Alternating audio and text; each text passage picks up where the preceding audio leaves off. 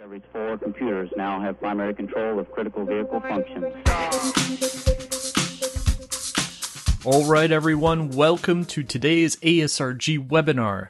But before we get started, I'd like to tell you a little bit about ASRG and get some of the legal stuff out of the way.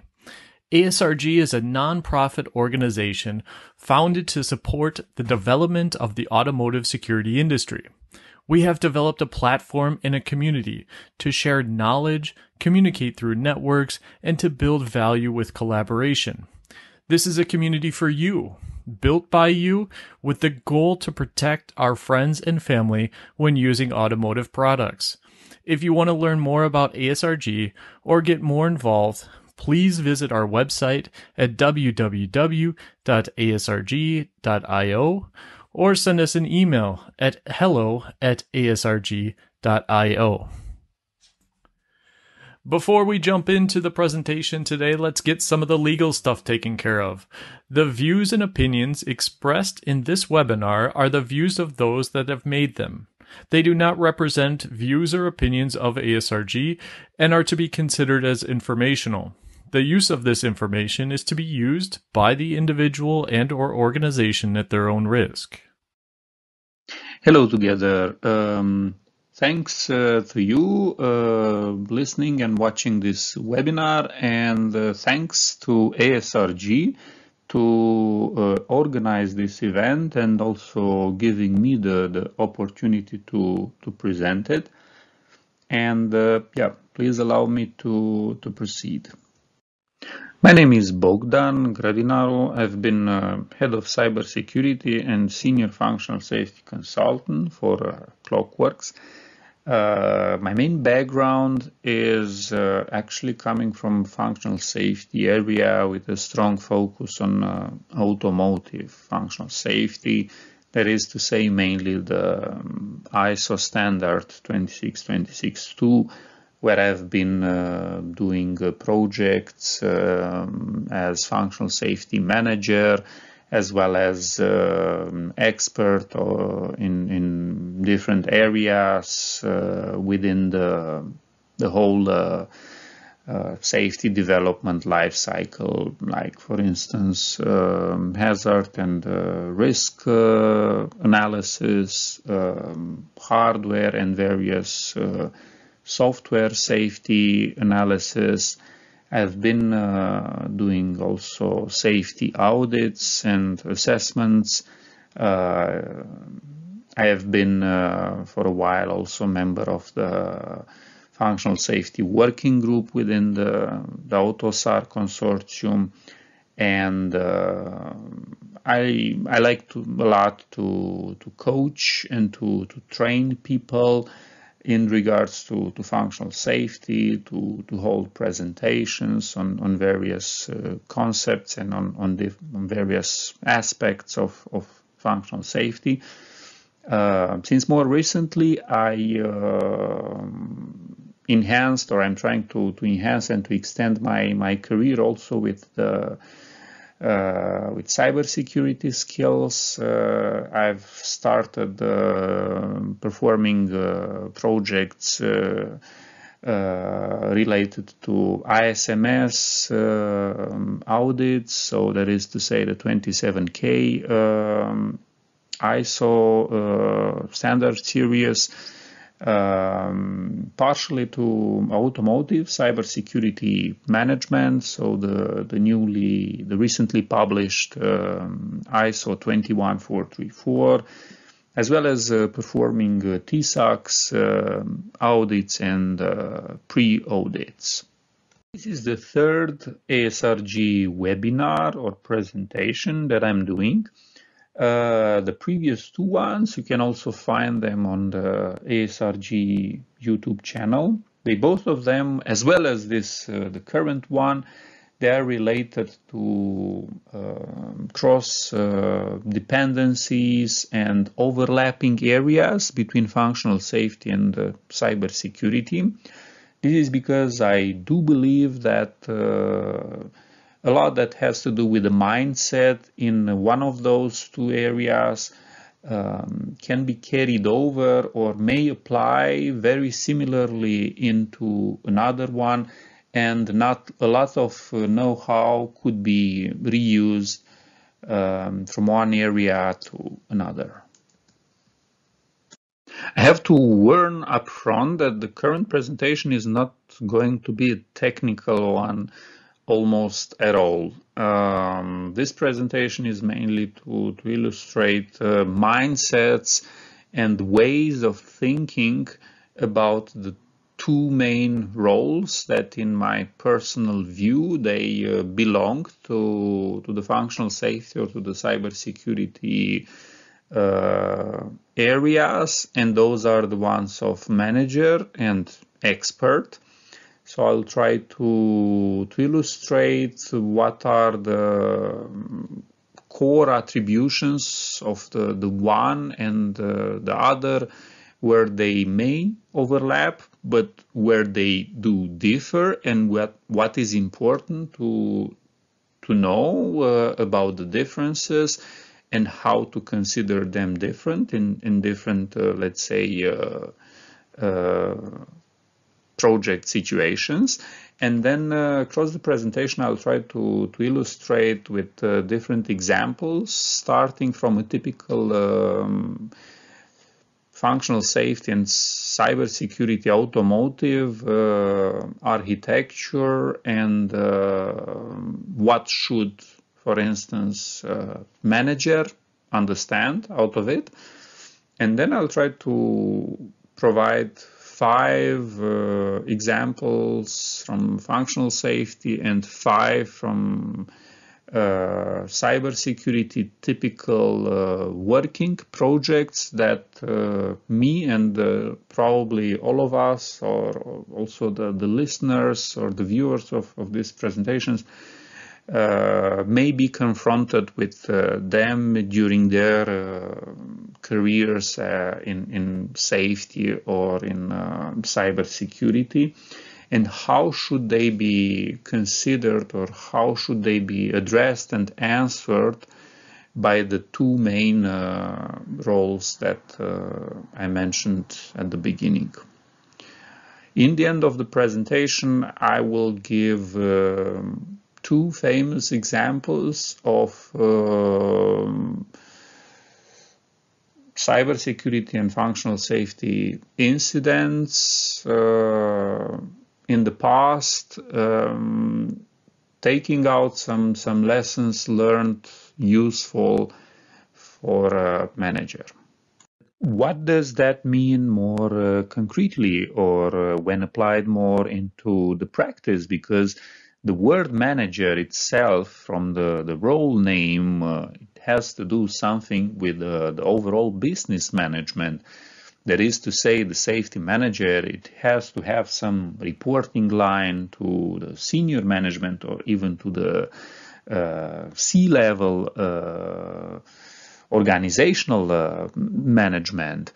It also has to do something with standards and regulations. A manager should know about them, should know how to apply them, and should know how to apply them in the interest of the business that he or she is working for.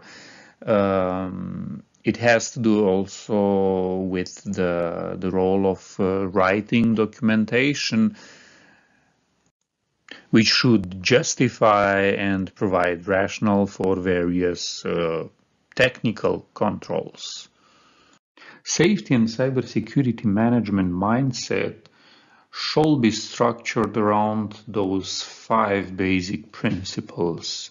Human safety shall always come at first, no matter what. Then protecting the business and business value is also highly important, because without any business there is neither safety nor cybersecurity management. A manager should know the right guidelines, the right state-of-the-art standards, the right regulations, and should know and should defend its own company or its own business for those guidelines, a manager should know about business continuity planning, also about disaster recovery planning. Processes are also an essential part of the manager role, because without any process, there is no solution to the risk management. Last but not least, terminology or the risk vocabulary, it should be known, of course, by the manager, and should be also conveyed, or it should be taught to the other team members or to the experts in different areas. Also, a manager should be a very good communicator and also a very good team player.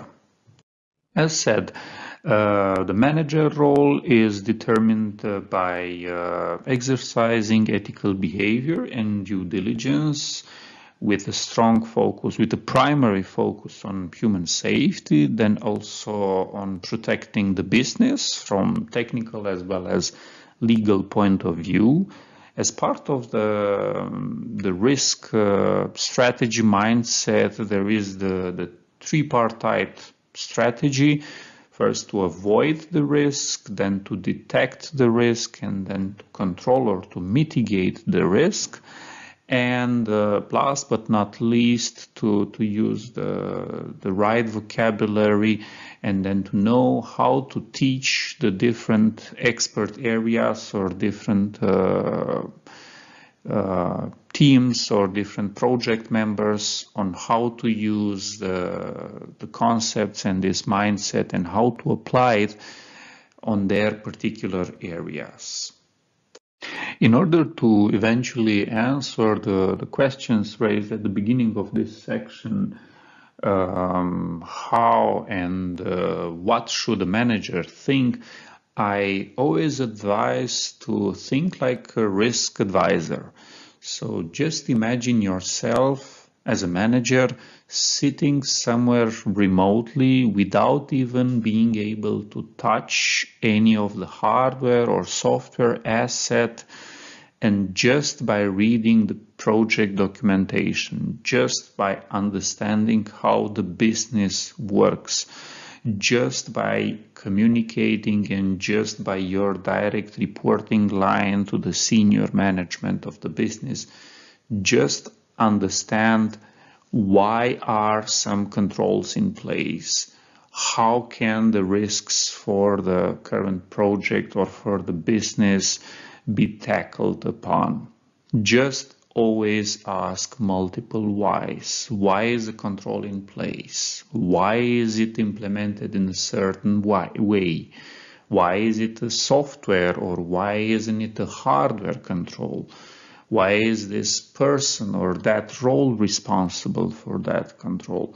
This means, or this is summarizing what the manager mindset should be like.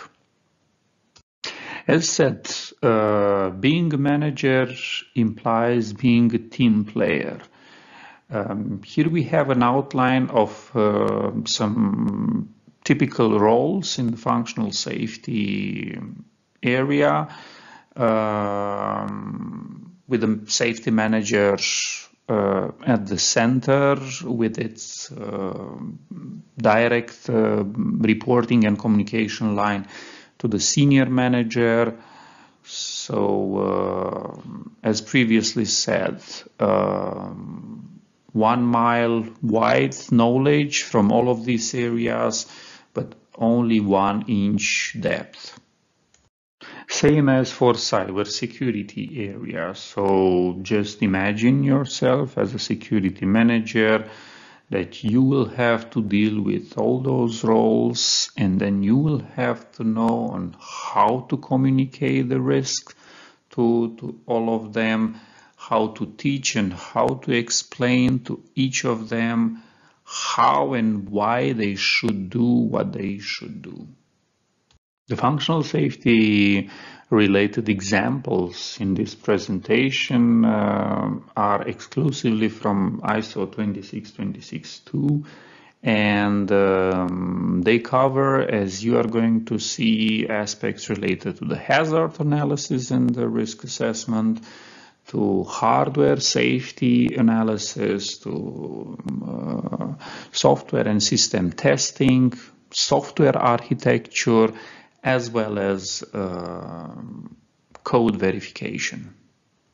Cybersecurity related examples are structured around the Cybersecurity Automotive standard, ISO 21434, but given the fact that the cybersecurity area is much wider than that, they may go beyond that. So as you will notice, they will be about data classification and sanitization, about vulnerability management and analysis, about penetration testing, and about cybersecurity risk assessment, of course. Let's just start with an example of functional safety architecture, and as in this case, an example of a powertrain, or more precise, an inverter controller architecture. So you, as a manager, you don't have to be the designer of this architecture, but you should start asking some whys about this architecture. As for instance, why the CAN bus from the CAN receiver is going into the both of the microcontrollers. Why each of the two microcontrollers have its own watchdog. Why the encoder, the motor encoder, is providing the feedback to the first microcontroller and not only also to the second one. Why are there some high side drivers and also some low side drivers, and why both of the watchdog have a direct separate line into those ones?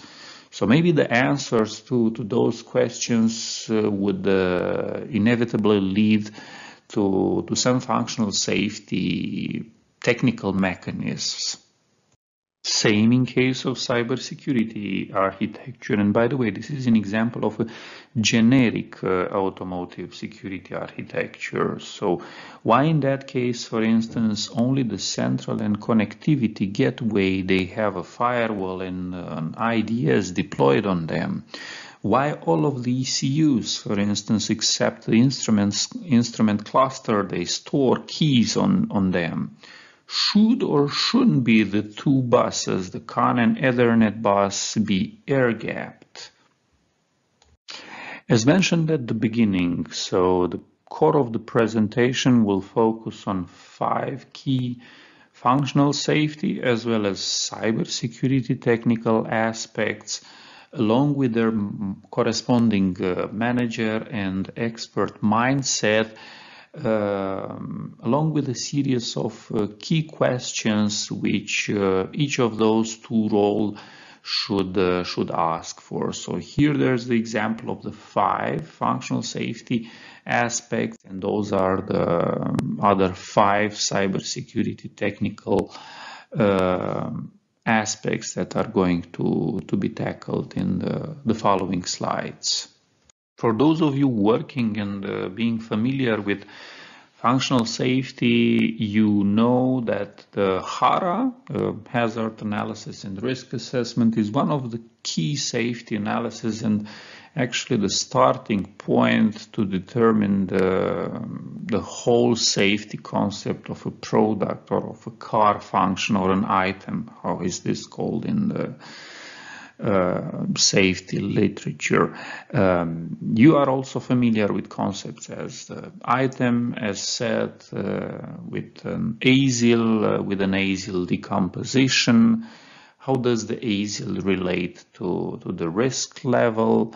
This HARA analysis comprises quite a wide area of expertises, and you as a manager, you don't have to know it all. You don't have to be an expert in all of those, but you should know, or you should ask some key aspects about the analysis as a whole. So as for instance, I've tried to outline here a series of key questions that the safety manager should ask and implicitly should know their answers related to this risk assessment analysis. As previously mentioned, the HARA requires experts from different areas contributing to the risk assessment analysis and helping out to come to risk levels. So here is an example of two key parameters in determining the risk level, namely the severity level and exposure level. So determining and questioning and giving reasons behind each of those values should be the responsibility of a risk assessment expert. Further, as a risk assessment expert, you should have deeper thinking of this analysis and of all of the input factors contributing to the risk level. Therefore, I selected here a series of key questions which in my view are important to be known by an expert, and which also during my career I've came upon and were challenging to being correctly answered. Similarly to cybersecurity risk analysis or assessment, you should know how to identify an asset and what is distinguishable of an asset. How does it differ, for instance, from an item? You should know what an attack surface is, that this is the total exposure of an asset. You should know also that an attack path is only one attack option that an attacker may have to damage your asset. You should know also that attacks on data confidentiality may correspondingly impact on its privacy. You should also know that one of the key aspects to inquire or to ask from your cybersecurity suppliers is that their cybersecurity policies, they have to be aligned to yours. You should also know that cybersecurity after start of production is at least as critical and important as the one during development. These are some examples taken out of the annexes of the ISO 21434 just to illustrate the difference between some of the concepts on the previous slide, as for instance damage and threat scenario.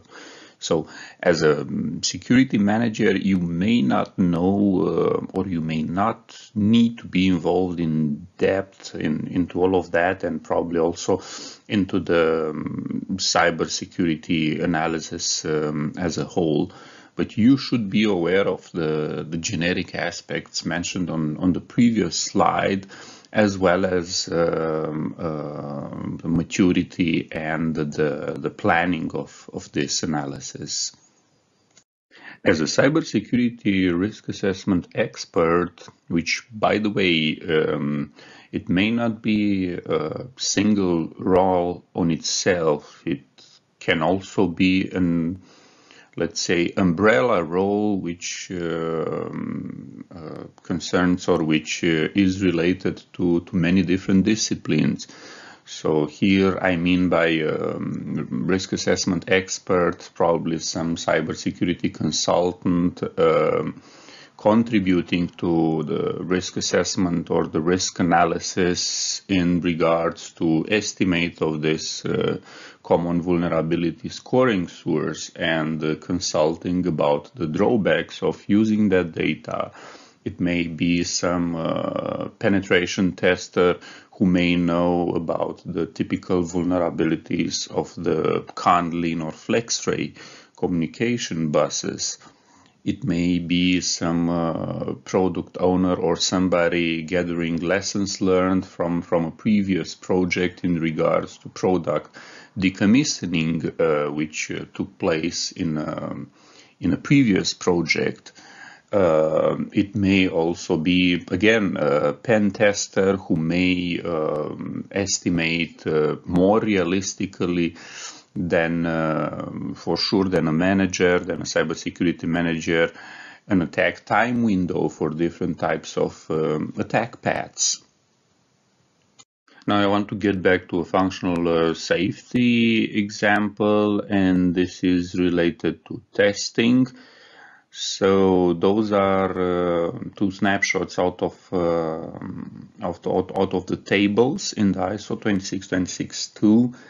And in the upcoming two slides, I would like to illustrate how a manager, respectively test expert or test lead, should interpret and should approach those different methods and their recommendations. So the pluses or the plus signs that you're seeing here in those tables. So as a safety manager, you shall understand that the role of the test methods is to make sure that for the lowest ASIL type, so let's say for instance for ASIL A or ASIL B, it is highly recommended, it is compelling that all of the requirements test types and fault injection test types, so that is to say the corresponding safety mechanisms for the requirements, they shall be tested at the highest integration level, that is to say probably system integration at vehicle level or at car level. But then the higher the ASIL, then you should make sure that also the same types of requirements, they do exist also at lower integration levels, that is to say only at system or ECU level, or maybe only on one single ECU at hardware software integration or at software level, that they do exist and they are tested and checked with the same level of precision at car level. The same applies to different types of code coverage. So for lower ASILs, you would only have to make sure that some aspects of the code coverage, like for instance statement or branch coverage, are covered for lower ASILs, but for the highest ASIL level, that is to say ASIL D, you should make sure that the MCDC, modified condition decision coverage, is also done. A part of that you would have to deal with all sort of testing documentation, so test reports coming from your own testing team depicting those key performance indicators for different types of tests being executed. You should know how to read and to interpret them. You should know what type of message to communicate to the senior management when reading those. You should also know what types of test results you may require from your suppliers, whether they are hardware or software suppliers, and how to read them and how to include them in the overall testing reporting. As a test expert or as a software testing expert, you shall go beyond this, let's say, shallow understanding that the manager only needs to have, and you should advise him in order to various aspects that go much more in depth when it comes to testing. You should maybe tell to the manager that timing analysis or software timing analysis may be advisable in some of the cases, that some software tools may be better suited for this purpose than the others. You should advise him whether you simulated some of the hardware components and what shall be taken into account when considering the test results, or what type of rationale should be provided in those cases. You should also advise that maybe in some cases, or maybe for some test types, the test equipment or test instrumentation may have an impact on the test results. So you should all be aware of all these details and should advise the manager in regards to them.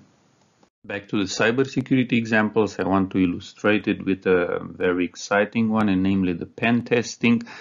It is very critical for a security manager to understand why those testing types should be done and which types of them, whether white box, gray box, or black box pen testing. But first and foremost, none of them should be executed without senior management approval and without the senior management being aware of them, because those are very sensitive types of testing. Those are testing which require access to internal or even confidential or highly confidential documents. That's why it's very important, it's essential that the highest management is aware of them. Also, as a manager, you should be aware that there is maybe no particular standard or guideline to run those tests, but are different frameworks to execute those tests and to do recommendations for them. So one of them is the well-known NIST, American cybersecurity standards framework, where in various parts of it that there are recommendations done in regards to the pen testing types. There are basically 4 major phases of those pen testing, and those are the planning phase, the discovery phase, the attack, and the reporting phase. A part of that, there is also the industry recognized Open Web Application Security Project, OWASP framework, doing also recommendations for it. So those are 2 critical sources where to extract information for a cybersecurity manager on how to plan and how to coordinate the execution of them. When it comes to penetration testing, there is a vast technical literature corresponding to it, and that there are many experts on those different types of pen testing tools. As a manager, you don't have to be an expert in all of that, but you should definitely know the key aspects out of it. So, for instance, you have to know that Metasploit pen testing framework, along with the Linux Kali, is one of the most used, one of the most accepted standard in the industry so far. You should expect from a pen tester that maybe the very first step when starting to execute those tests would be to check or to select the vulnerability database, to start with selecting the types of vulnerabilities that would apply for your system. You may need to know that there are different types of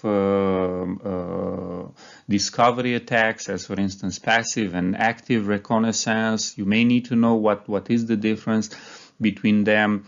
You may need to know that Metasploit may have different types of configurations or may execute different types of exploits. So this is important to be known by you, but only at the shallow level that we were talking about at the beginning of this presentation.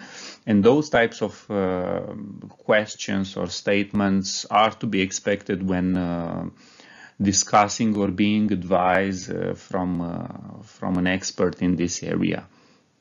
Same applies also for Wireshark, where also vast technical literature exists, as well as many experts in the field. As a manager, as we said before, so you don't have to know it all in depth.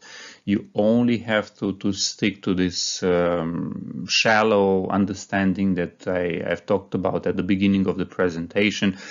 But you should know some basic things about how Wireshark works and how can it be configured in order to have good communication with the expert in that area. So as for instance, you may need to know that Wireshark may be supported in 2 modes, in command line mode, and also it has also graphical user interface where it can be run, that Wireshark may have the option to decrypt some of the encrypted traffic depending on the type of encryption, WEP or VPA. It may also act as an intrusion detection system, but it may do more than that. It may have different types of, or it may be configured in various ways to filter for different types of IP addresses, depending on your needs. So this is only a snapshot of some few examples at a quite high level of a discussion that a manager may have with an expert in this field. Back to the safety examples, and namely and particularly to a very important one, so the one related to code quality and code verification. So as a manager, you should be aware that there are few basic coding guidelines to be widely accepted by the industry, to be state of the art in the industry, and those are the MISTRA and the CERT coding guidelines. The second one is also for secure coding also, and then I try to outline here a few basic points which you should take into account as a manager. Of course, as already said, so without the need to go in depth in each of those aspects. As a software expert or a software analyst, you should have a deeper understanding of those code quality checks, as well as the tools used to perform them, and advise the manager. So here are listed also few key or basic points that should be taken into account. So not only in regards to static code analysis, but as well as to dynamic code analysis, as I try to highlight with the last point here regarding code profiling. To vulnerability management as a cybersecurity aspect, cybersecurity manager should of course not be an expert in all of the aspects related to it, but should have a good understanding and a good overview of the key aspects related to it. As for instance, one of the important things is to know from which types of sources the vulnerability can come from or can be reported, and those are 3 main ones. So the public vulnerability databases, and here there are the 2 important ones, the MITRE, Common Vulnerability Database, along with the one maintained by the NIST consortium. Additionally to that, there are various commercial vulnerability databases, and last but not least, there could be the internal vulnerability databases maintained by its own suppliers. Also, what types of vulnerabilities may exist, that those could be on the one side technical related, as for instance software misconfigurations or unpatched software, or related to poor or unsecure encryption, but also process related vulnerabilities. It's also important to know that vulnerabilities, they have a certain life cycle. So that is to say, after being discovered, they have to be confirmed or they have to be assessed, they have to be reported, then they have to be patched or remediated, and then it has to be checked if the patch really worked and they were really remediated and they are not anymore present. As an expert in the area of vulnerability manager, so most like as a cybersecurity consultant, you need to support the manager in order to advise him on what is to be considered on different types of databases or different types of scoring systems. Which ones of them they may better fit the purposes of the project that the manager is planning and is documenting. What has been updated in between different versions of the scoring systems, as for instance the CVSS 2.0 or the 3.0 updates.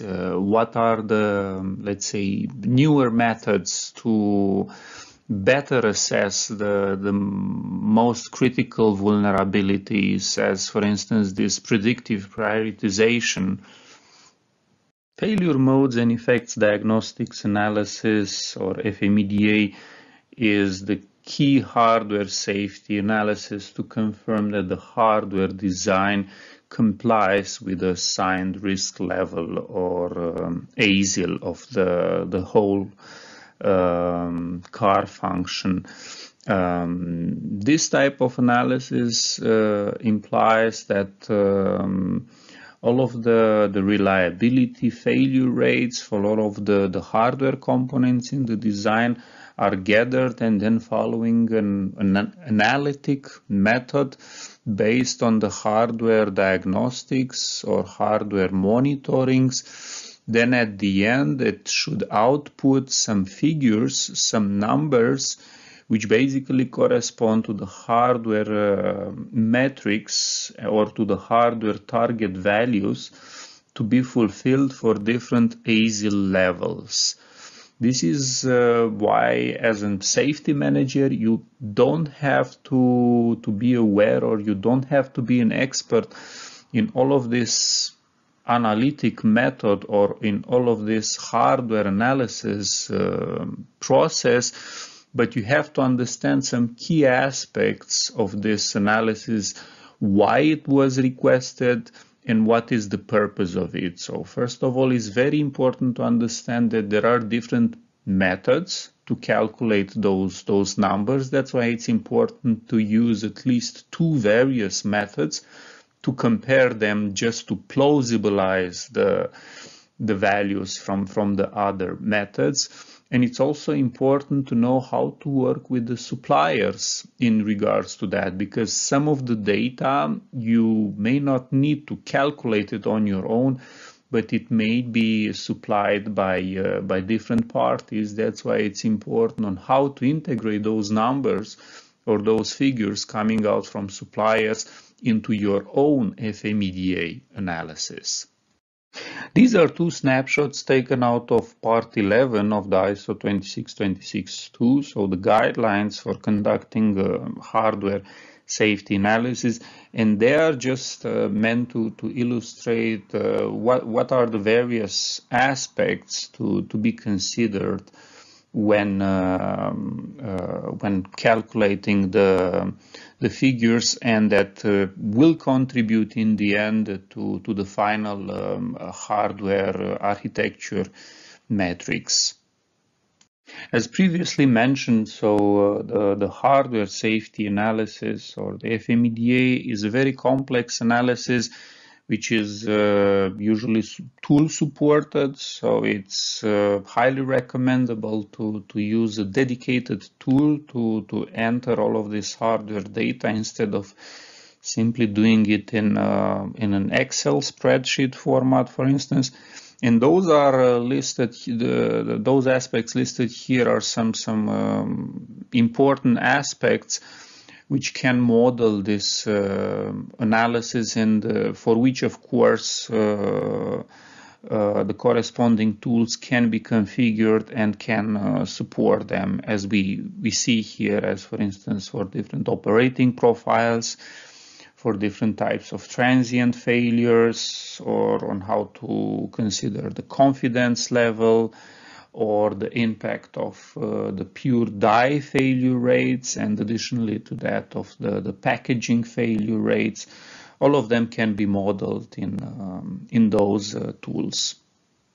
When it comes to encryption, you should understand that this is a very wide area of expertise and research within the whole cybersecurity field. That's why it's very important, and it's also critical to distinguish and to identify that particular know-how or that particular understanding that the cybersecurity manager should have in regards to that, because he or she cannot be an expert in all of those areas. Very important thing to be known by the manager is the two basic types of encryptions to be used. So that is to say symmetric and asymmetric encryption, and when and how each of them they have to apply. An essential aspect of the encryption is the Kerckhoffs principle, basically stating that the encryption algorithm, it may be disclosed, it may be made public, whereas the encryption key, it has to be kept secret. Different types of encryption algorithm, they provide the same encryption strength by using a smaller or shorter encryption key, as it is the case, for instance, with the ECC algorithm, so the elliptic curve cryptography.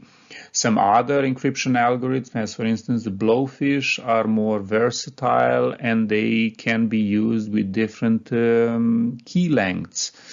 This is why the length of the encryption key is a very important aspect to be considered by the manager, and the manager shall know when and how and which type of data should have a bigger key length, and why a longer key encryption key is essential to protect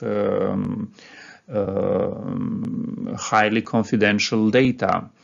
Also, the last 2 points in here are in regards to hashes and what is important to know about them.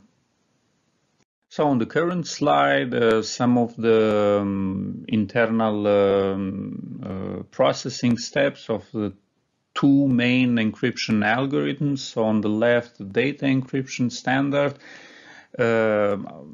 since a while superseded by the AES, Advanced Encryption Standard, and with all with a top-level view of the internal steps in coming from a plain text to an encrypted text, or a cipher text, how is known in the cryptography literature. As a manager, you don't have to know it all. You only have to know that after a series of such steps, then you have to come, or you may come from a plain text to a cipher text, and also that the encryption key should be involved at some of the stages in all of this processing.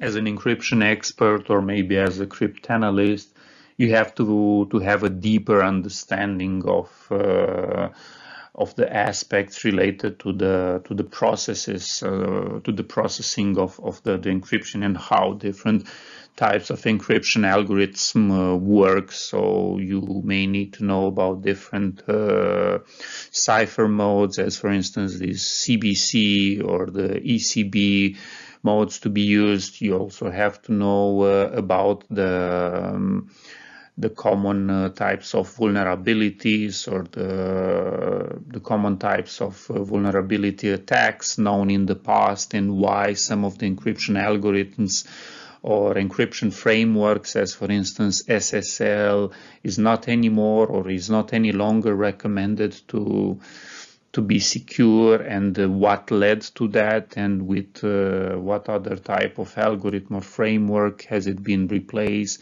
So those sort of things where a manager actually should only have a shallow understanding of them, so not a a deep one. The last technical aspect related to functional safety is about software architecture and what should a safety manager understand about it. So here the key aspect is that the standard ISO 26262, unlike the hardware architecture as we've seen some slides previously, does not prescribe any concrete target values or any concrete figures or numbers for certain risks levels or ASILs for software architecture.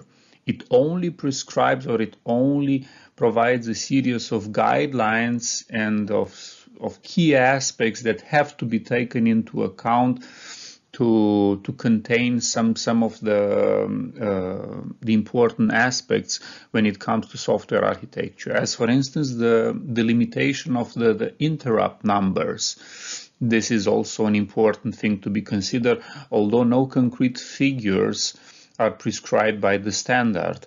Another important aspect to be considered is the scheduling algorithm to be used by the operating system, one of the key components of the software architecture. Also, very important things to be considered are also in regards to the multi-core software architecture. But as said, so that there are only guidelines prescribed and no concrete target values when it comes to that. So as previously mentioned, those are two snapshots out of part 6, the one related to software development from ISO 26262, and those are some of the guidelines provided by the standards when it comes to software architecture. A manager shall also know that all of those methods are so-called alternative methods. So all of them are numbered with digits, with numbers, and there is always only the number 1, so for both of the tables, and then the letters behind them that suggest that an appropriate selection of all of those methods shall be done for a corresponding ASIL. So that is to say it is not mandatory to use all of them, provided that a good rationale has been provided why some of them have been excluded and why those ones are not relevant for the corresponding ASIL level and the risk type.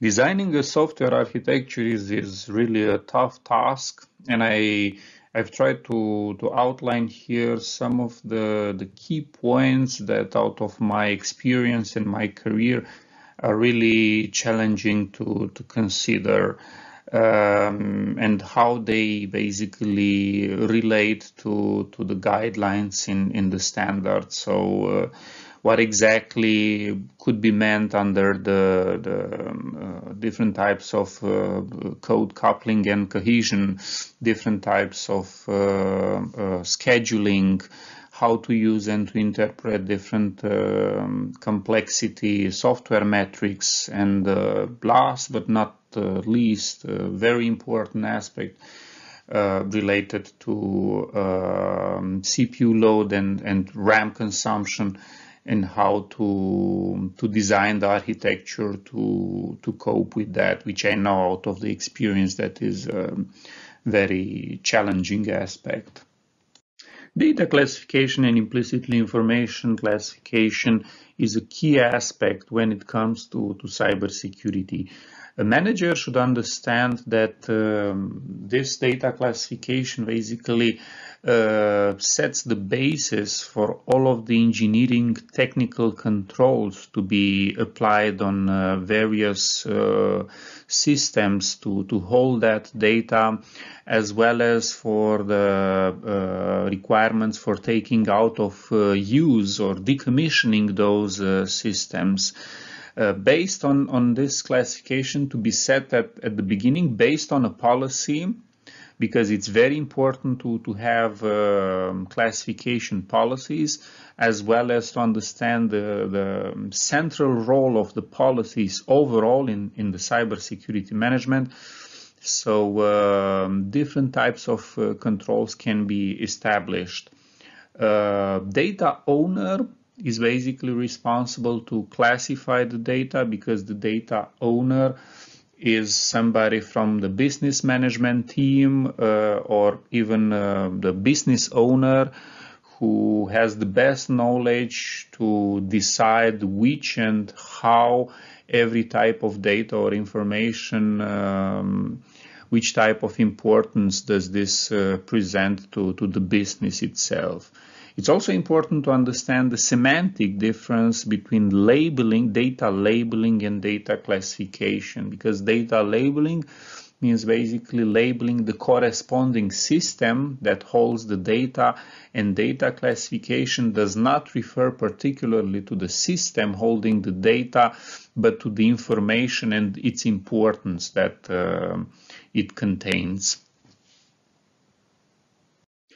As previously mentioned, data classification aims rather at the system hosting that critical data to enable the critical business processes, so not the data or the information itself, because in the end the technical controls would apply to a concrete physical system, as well as the decommissioning requirements as we just saw previously. It is also important to understand that also in automotive environment, it's not only about ECUs and about the critical data being processed by the ECUs, but it's also about our working stations or our working computers, because they could also host critical data or critical documentation important for the business. As expert understanding of this data classification aspect that I've been talking about, I choose to select data sanitization to illustrate it via some examples. So here I try to gather some of the basic requirements related to data sanitization. So as a manager, you should only be aware of them, you should only know that they exist, but obviously you should not have an in-depth understanding of each of them and how each of them are applied in detail.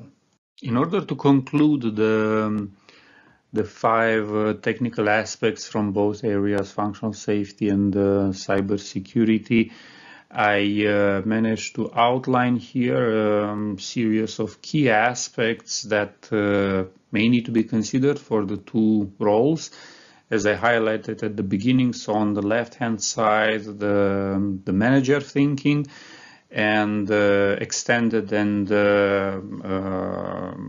completed with the expert mindset on the right-hand side.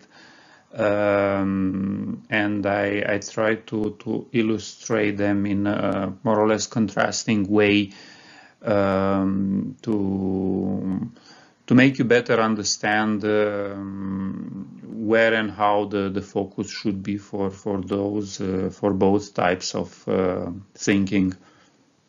As the final and concluding section of this presentation, I chose to select two cases, one of a cybersecurity attack that occurred around about 20 years ago in Australia at the Marucci sewage system, and for the functional safety, the worldwide known case of Toyota unintended acceleration case.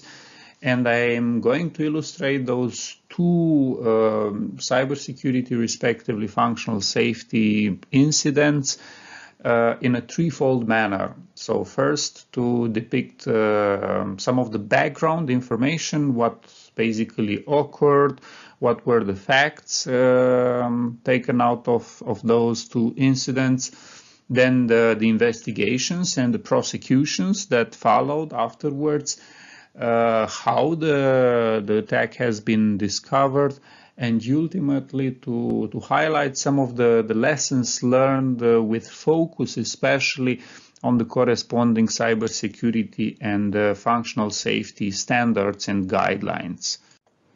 The overview of the Marucci sewage system attack, I took it from the YouTube presentation of Jan Zomerville, as well as the comprehensive presentation done by the cybersecurity legend Joe Weiss on behalf of the Mitre Corporation in August 2008. So both sources, I can share them in the comments of this video.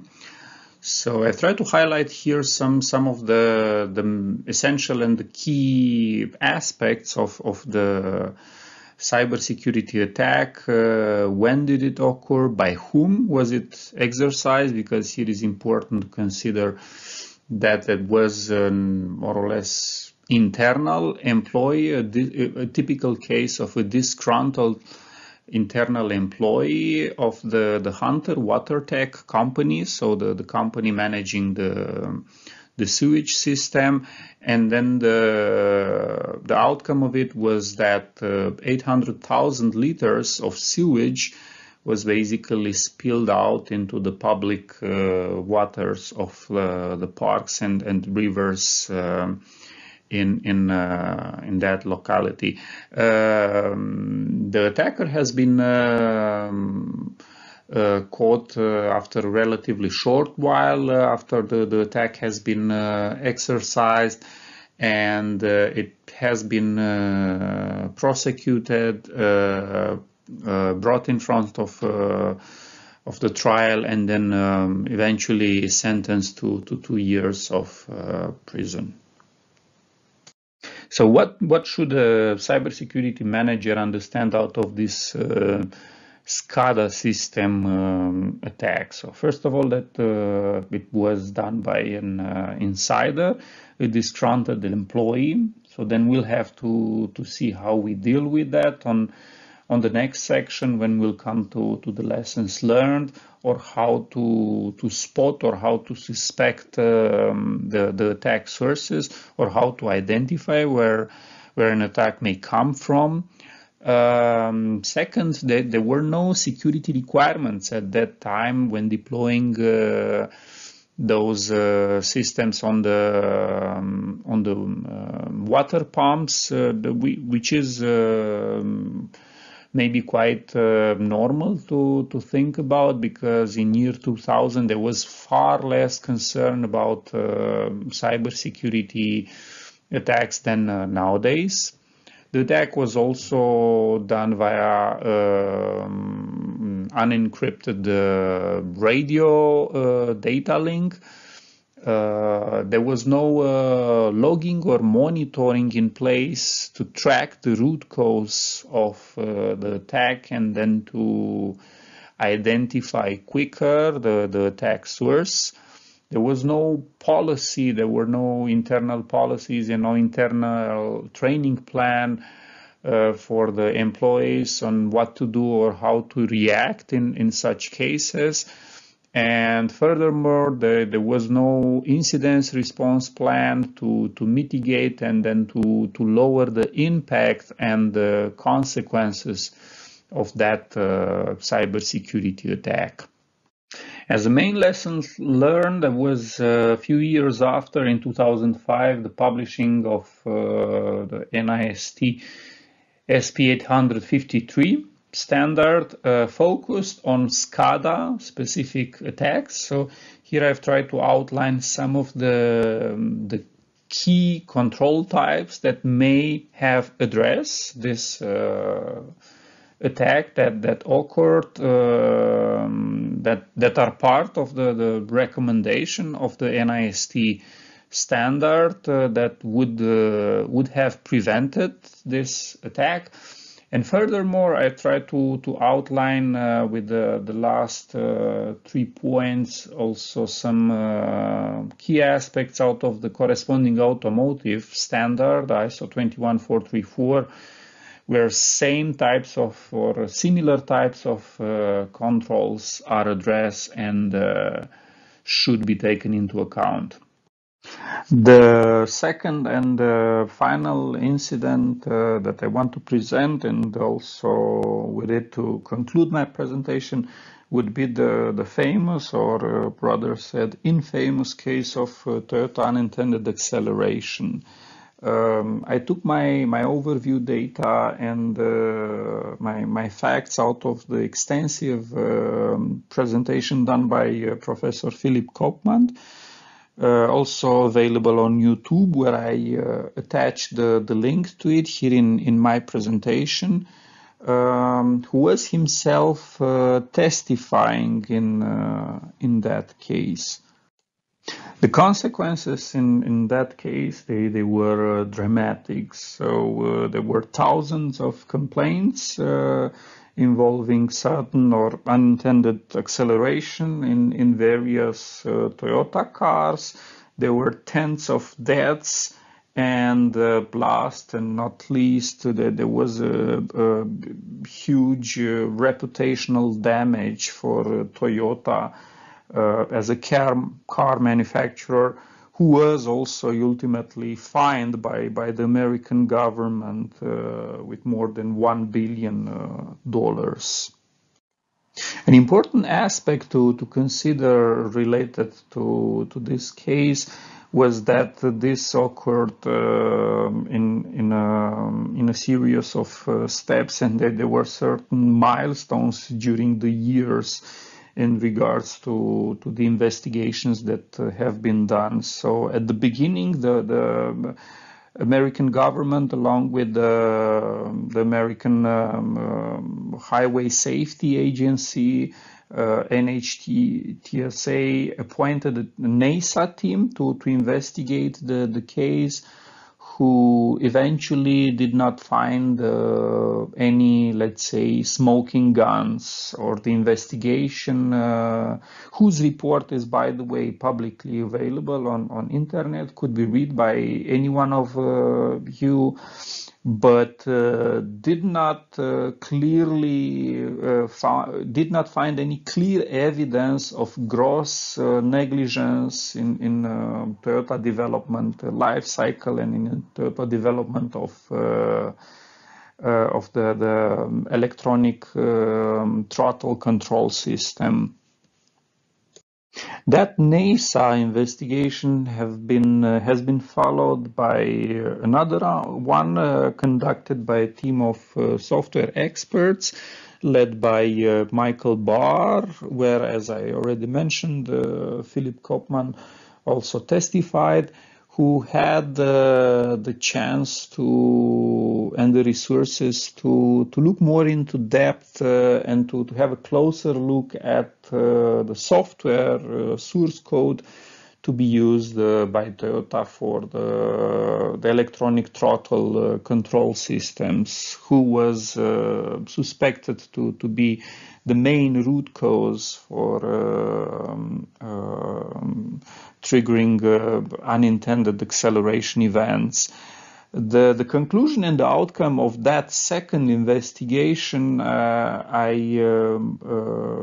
outlined it here in those code verification bullet points, and you may notice itself the importance and the criticality of some aspects out of the safety and quality coding standard, as for instance, why is important to comment the code?